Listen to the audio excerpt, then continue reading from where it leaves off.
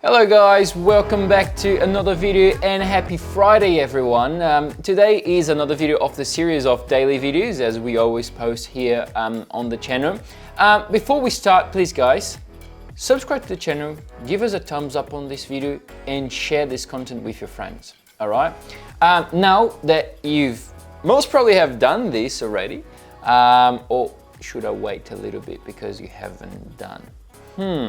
Alright guys, one thing here is that majority of people that was watching our channel is not yet subscribed. So please just subscribe to the channel, and if you're watching every day, why wouldn't you want to be subscribed? Alright? So we're posting daily videos, daily contents, like good contents for you here. Just subscribe to the channel. Okay, so as I say, happy Friday everyone. Today is the last trading day of the month. Yeah, today is the last trading of the month.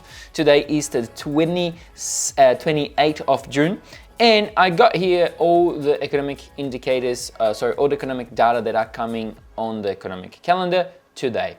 All right, so to start the day, to start London session, I would say Europe, we're gonna have the GDP, gross domestic product from UK, quarter over quarter, quarter one at 0.6% expectation, and the previous was negative 0.3. The year over year quarter one is the consensus at 0.2%, and the previous was negative 0.2%.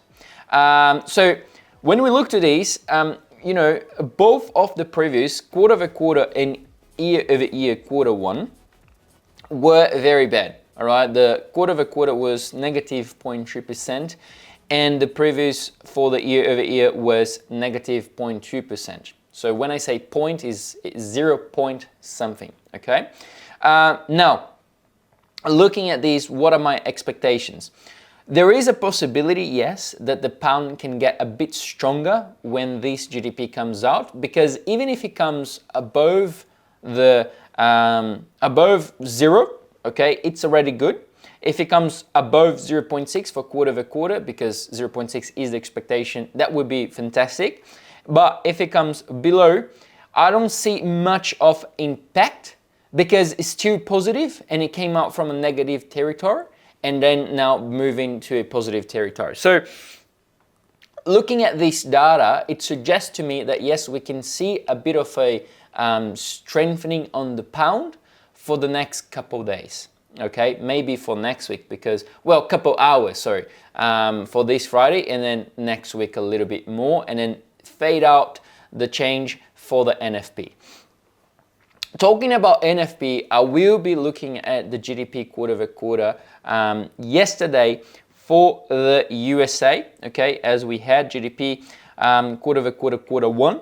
But this is going to be a little bit later in the video. So stay with me until the end that you will know my opinion on the positive and a much, you know, not much, but higher GDP, what the consensus was expecting. Okay, still on Europe, we still have Spanish CPI year over year expected to have a bit of a decline. Consensus is at 3.4%, the previous was 3.6%. And then we move on to German unemployment change, all right? And then in the end of the day at 10:30 p.m. here in Australia, Sydney time, we're looking for the PCE and the core PCE price index, so the producer consumer expenditure, all right? And look, things are not looking too great. Previous was 0.2. Right now, the consensus is month over month. The month of May is expected to be 0.1%.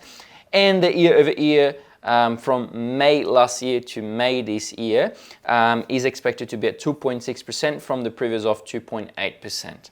Okay, let's have a look now at the GDP from USA. So yesterday at 10:30 p.m. in Australia time, we had the Sydney, we had the GDP coming from USA.